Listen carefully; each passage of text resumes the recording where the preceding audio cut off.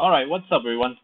So this is a episode where I will be covering how to operate a crypto portfolio profitably. So I was kind of thinking on quite a number of levels how to deliver this episode, and I was thinking long and hard.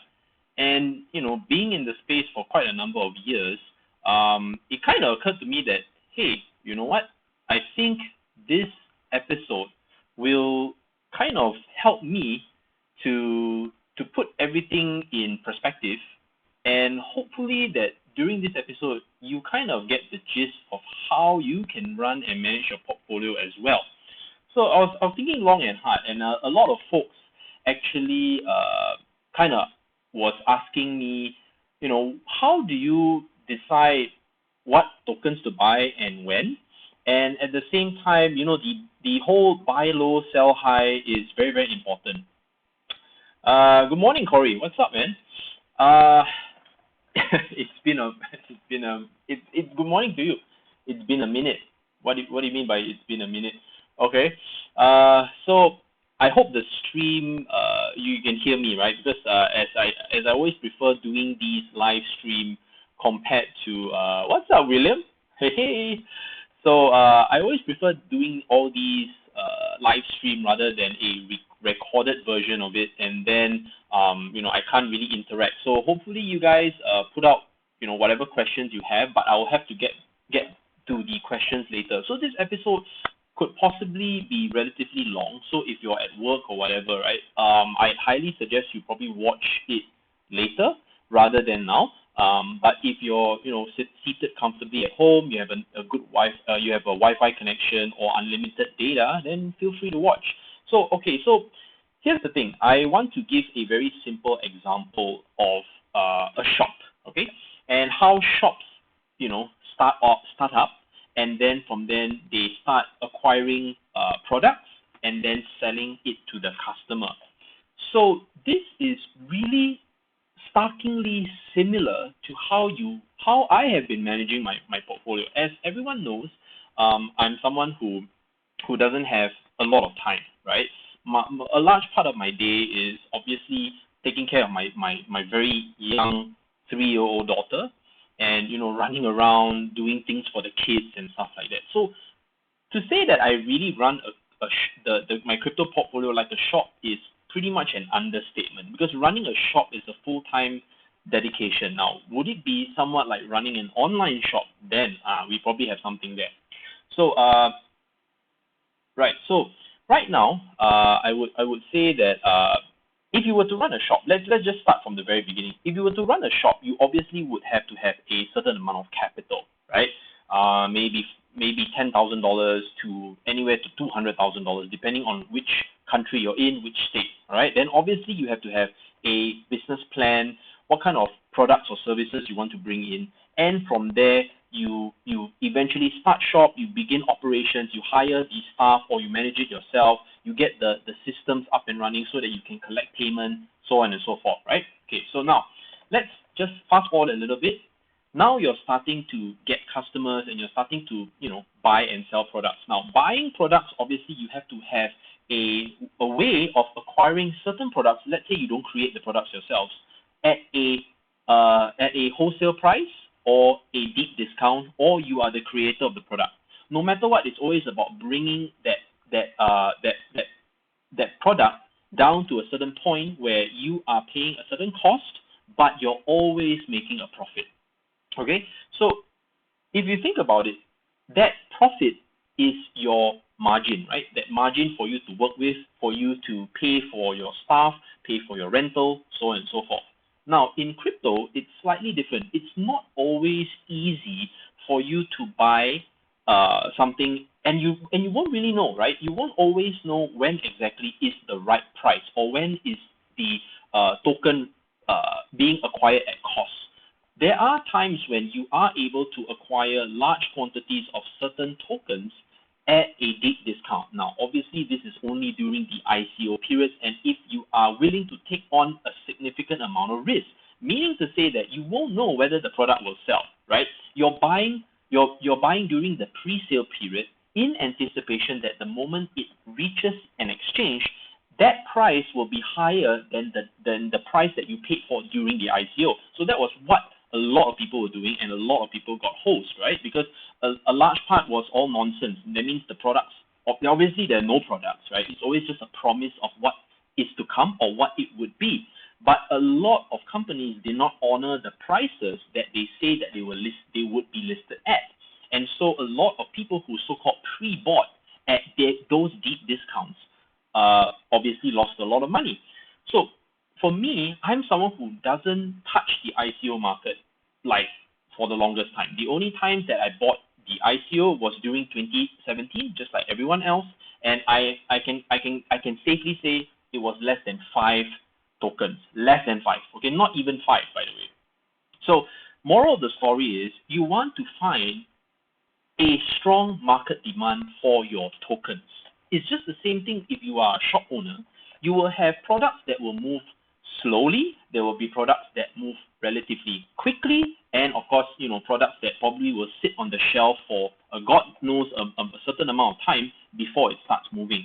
So it depends on what kind of shop you are running, right? Is it something of high volume? And naturally, any company that can move products at a high volume will always be able to maintain a healthy revenue, right? But the moment they go out of trend, right, or sometimes they bring in products that are out of trend, and obviously they can't really always anticipate, right? They have to be very sharp. That's where your market analysis comes into play. You need to understand certain trends. So for example, how this video actually came about was me watching a episode on YouTube, right, on how Forever 21, how they humbly started with just $10,000, or was it $11,000, and gradually set up shop in the US. From there, the very first year that they set up their very first shop, they did $700,000 in sales with just a startup capital of $10,000. Now we're talking about folks that are not true blue entrepreneurs. Now the husband who started the business was just a janitor, meaning that he was a pump attendant at the petrol station, and I think the wife was doing something very simple as well, just making like ends meet, But what he realized when he was pumping petrol for most of the folks who were driving nice cars was that at that time they were in the garment business.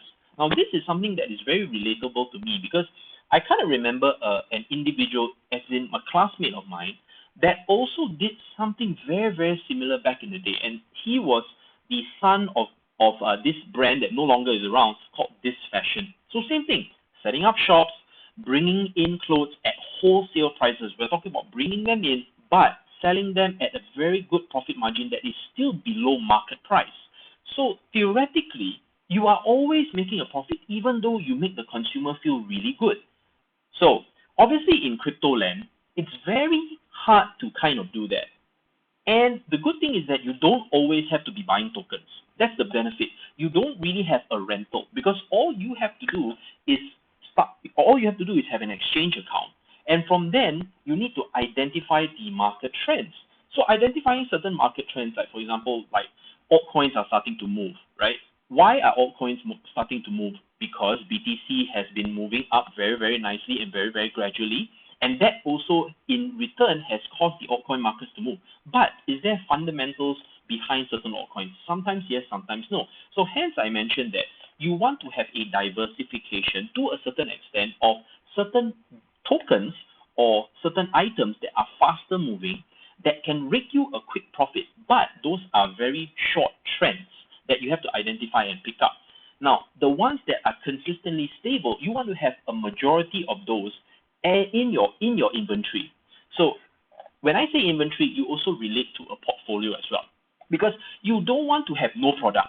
So when I say no product, what does that mean? It means that you have already sold off most of your products, right? And you are just sitting on cash, which is nothing wrong, because there are folks who are a little bit more in tune with certain trends. They have a little bit more time than you or me, and they are able to catch trends relatively quickly, and they are always working on the margin. So yes, these are folks who are margin traders, where they leverage, right? They either do 5x or 10x, and they can make a lot of money. But the moment that they over leverage, that means they over commit to a particular position, token, or product, and that token doesn't do as well, and the market price tanks and it goes against them, they could be in severe, they could get their account liquidated in the crypto space. Or if you're someone who's running a shop, you bought a product that practically nobody wants, right? You thought that it was going to be next level, but in the end, when you brought it all in, and the worst thing is that you probably took a loan from a bank, from a friend, or just leverage because you thought that this product would be able to push you to that next level. So I think running a crypto portfolio is very, very similar to running a shop because you don't want to overstretch yourself. Yes, everybody wants to be the next, Forever 21. Everybody wants to be that next top $1 million, multi-million dollar to billion-dollar trader, right? That we all see, know, and hear about. But sometimes there are certain things that that individual has or that company has that you don't. So for me, I think I'm the best person to make this video because I'm someone who runs things very simply. So if you want to say that whether or not am I a $1 million to multi-million dollar trader, the answer is yes. But I do it very, very slowly, very carefully, if you ask me. I'm not someone who uses like crazy algorithms, or I'm someone who knows how to code or create a bot and put all these things in. I am not. But I'm someone who runs a normal shop. You know what I mean? I'm someone who thinks things very, very simply.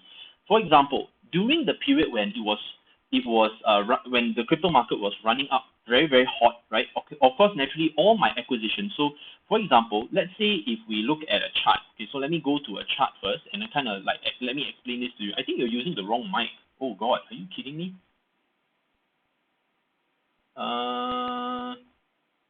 Are you telling me that are you having two audios or just one? Okay, because it's usually the single audio here.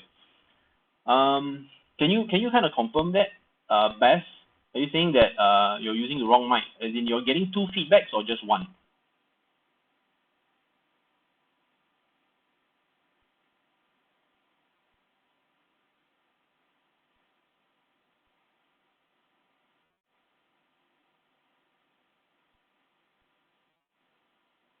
Okay, let's kind of get into it.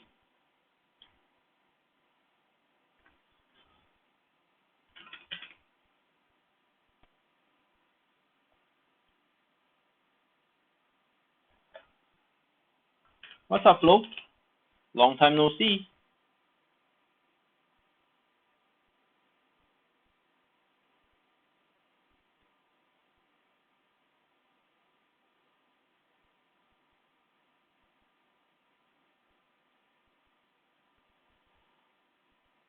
All right, so let's go for some staple products, and then after that, I mean for certain staples, and then after that we go to certain things that are a little bit more fast moving.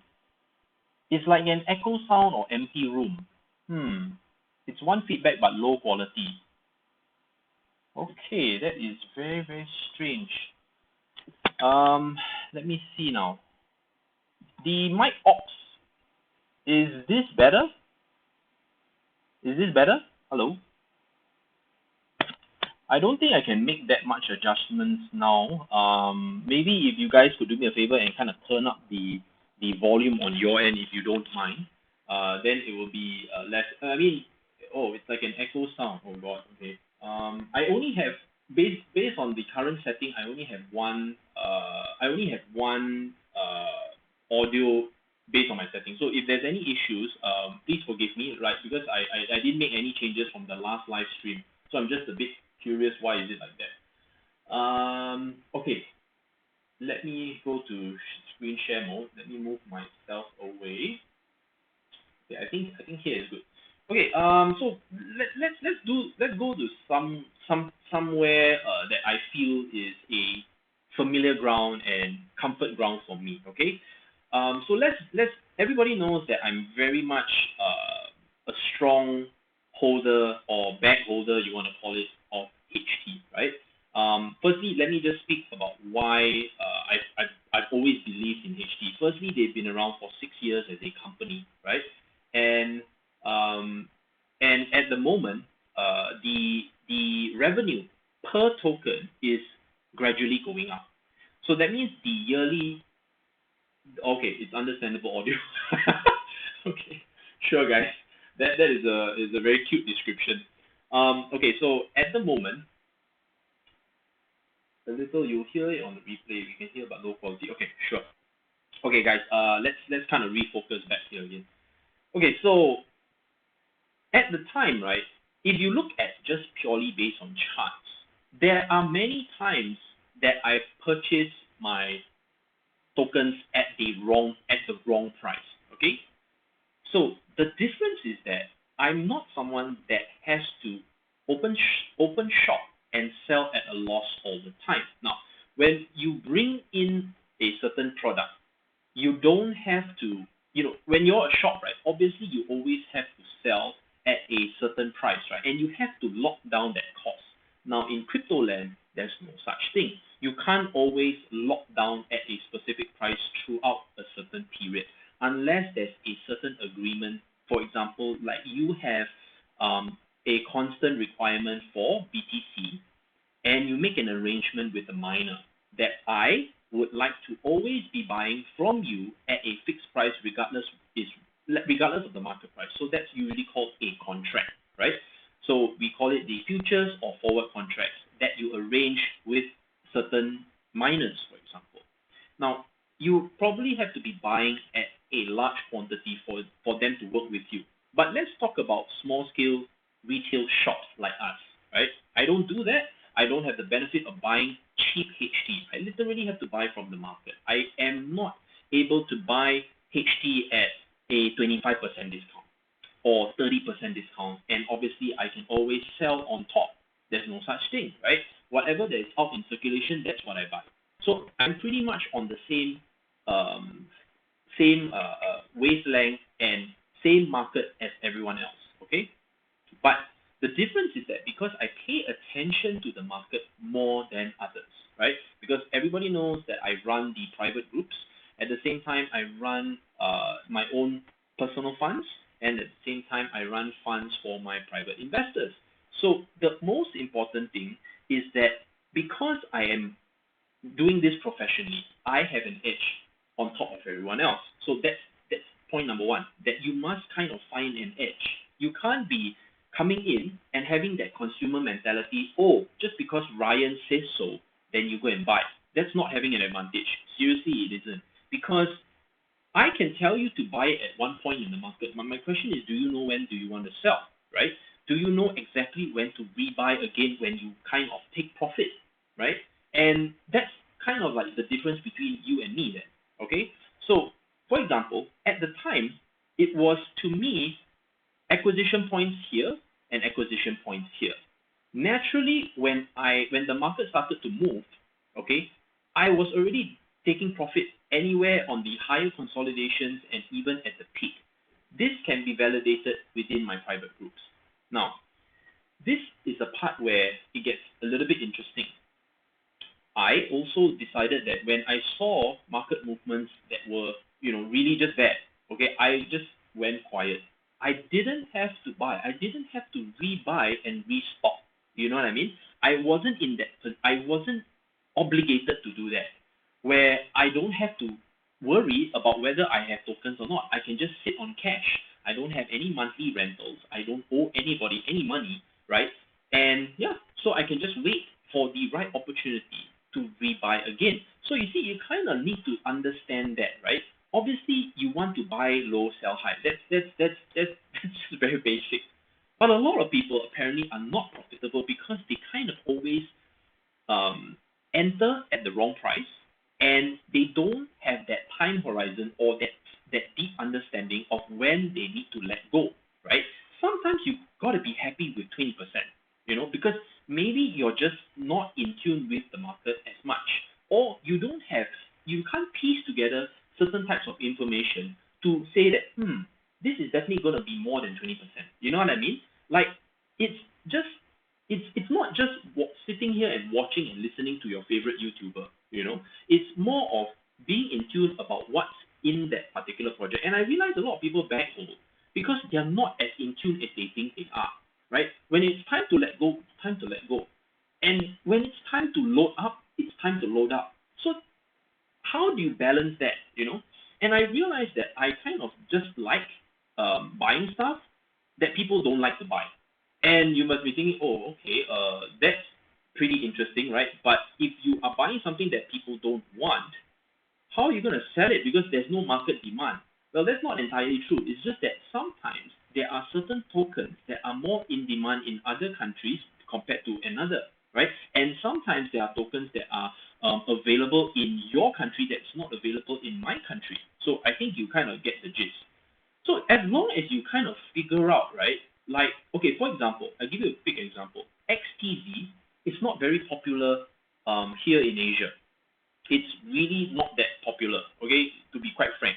If you look at the volume of XTZ volume, right, it's better using Coinbase Pro, which is obviously a US-based company, than if you were to do it on Huobi, right? If you look at Huobi's volume, comparing it to Coinbase, let's say if you have the opportunity to have both accounts running, right, you will realize that, wow, the volume on XTZ is just better on Coinbase Pro, whereas the volume on the volume on Huobi, for example, for XTZ is very, very crap. It's in fact pathetic.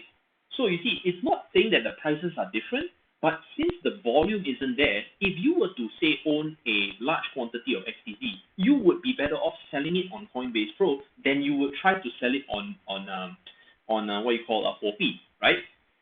All these things come into play as well and also matter. There are people who obviously try to do the arbitrage game where, if you are able to move large quantities or manage two sides of floats meaning that you have money on two exchanges, you can kind of buy and earn a small percentage on one, and then you sell off and earn a small percentage on another. In the past, people will do arbitrage, right? And if you are able to sell your tokens on, say, a Korean exchange or Iran exchange, I don't know, anything exotic, right? Because of the differential in the currency, right? That also gives you a very strong reason to make a profit. I mean, there's a very strong reason to do that. But logistically, are you able to bring the money back? Can you trust the network over there that you have built, obviously, to kind of do that for you? So I don't have that network anymore. I can't say that I want to do that safely because, and I think at the same time, there are many, many risks along the way. So there are things that you have to consider, and you want to keep it very simple for yourself. You don't want to be too, be stretching out, putting your hands into too many things and not being able to execute and run your crypto portfolio profitably. So I hope so far you kind of understand where I'm coming from or how I'm trying to build this. So the next thing is being profitable also means that you have to be willing to hold certain things over a certain period of time. Now, the good thing is that when your inventory or your crypto portfolio is doing well over time, this is something very important to me, right? And how do I know that Huobi is a profitable company, right? Firstly, it's still around, it's building, it's continuously doing stuff, and the token price is going up over time. That is one of the number one indicators. So it's like buying a t-shirt, right? And somehow that t-shirt at the time you were able to purchase it at maybe $2 from this same particular manufacturer. But over time, because his cost went up, that same t-shirt is now worth $4. To buy it, it's worth $4. But somehow it's still in demand. It's just that you have, you kind of went big on it, right? So now your cost is still $2 because that's sitting on your inventory. But then you can even afford to sell it at a higher profit margin because now the cost is $4. It has doubled. Naturally, you also want to adjust your prices accordingly. So you see, now you are sitting on inventory that you bought cheap, and it's up to you when you decide to sell. So very quickly relating it to it, you are someone who maybe bought, like me, HT at when it was $1.50 to $2, right? So you're now sitting comfortably on, you're definitely in profit. And how much do you want to release? That's the question. So if you are someone who doesn't need to take out funds from your crypto portfolio, the best way to do this is to only continue to add on, not immediately take profit, because anytime, you see, the good thing is that the crypto portfolio is so liquid in that way that when there are parabolic movements, you can capitalize. Okay? But sometimes when prices of tangible items go up, it doesn't mean that you can quickly sell because you still have to meet that other person at the other end to pitch them and sell them that particular product for a price. But for a trading virtual market like this, when token prices are like that, you can sell off. You can immediately capitalize on it. But right now, if you look at the trend, it clearly shows that the market wants to go higher. It is kind of like a given already. It clearly shows that. But the question is, did you have enough inventory? So a lot of people didn't have a lot of time to purchase HT or at least enough HT on a consistent basis or a lot of it at the last dip, right? At this dip. So naturally, you'll be thinking, all right, did you buy any here? Yes, I did. Did you buy any here? Yes, I did, right? But I bought more when it was below $3. It was just like setting a price. You know what I mean? Like if you were to speak to someone, and you have everybody has limited resources. Nobody always has unlimited resources. Okay, very rarely. So let's say you have limited resources, and you say, you know what? This is my price. This is the price that I'm willing to pay. If it comes down to it, it'll come down to it. If it doesn't, I cannot afford to buy that many, I just buy lesser of it. You know what I mean? So right now, if you're saying, oh shit, Ryan, I obviously completely miss buying whatever token at the lows during the November-December period, that means am I priced out? Well, it's not that you're priced out, it's just that you have to be willing to spend at the higher cost. So right now, if you were to say, I'm just giving examples here, I'm not asking you to buy HT token, I'm just giving you a chart so that you can look at it, right? So let's say right now, the range, wow, suddenly I just got tongue-tied. So the range that you're supposed to buy at, or at least the fair price for the market would be 305 to 330. That will be probably your next in, provided there is a market correction. Now, could it, just continue to keep spiking upwards and a new consolidation is formed? Yes, there will, because eventually we all know that the runs always run out of fuel, or they will at least, take a break, rest a while, and then start climbing again. So it depends on how you are in tune and how you want to manage that. Because naturally there are folks who prefer having a stop loss, right? Because we know crypto can be volatile, and you don't want to be in situations where, wow, I've been, buying heavily here, and then after thinking that there will be a run up, but only to be met with this. Now, even if you're met with such a situation, and this is the daily candle, by the way, you're met with such a situation where, wow, shit, Ryan, it was kind of okay. It was kind of okay for the beginning. Let's say I was buying at $3.10 or whatever, and then it did have a nice run up, but I failed to exit. What happens now? So that's why the dollar cost averaging strategy, though very, very simple, very, very boring, seems very cliche, but it has worked very well for me. That's why I am just always very profitable. I think if you ask me, am I the one that makes the most money in the space? No, I can safely say I don't, because I don't do leverage, right? People who do leverage tend to make more money than me. It's just natural. But am I taking a significant lesser amount of risk?